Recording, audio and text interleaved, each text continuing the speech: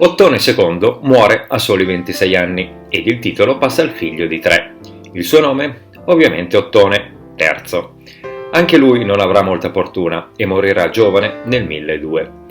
L'occasione è ghiotta per i grandi feudatari che vogliono liberarsi dalla dominazione germanica. A Pavia eleggono re Arduino di Ivrea. L'arcivescovo di Milano, Arnolfo II, molto legato ad Ottone e soprattutto preoccupato per i propri interessi, prende molto male questa incoronazione, avvenuta senza il suo consenso.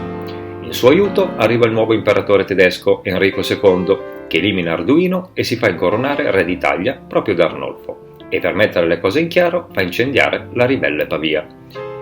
I maggiori vantaggi sono proprio di Arnolfo, che può continuare la sua politica. Infatti, nel 1005 sottomette il vescovo di Asti ed intorno al 1014 ottiene dall'imperatore che un suo vassallo sia riconosciuto come messo imperiale per Milano, Seprio e Pavia.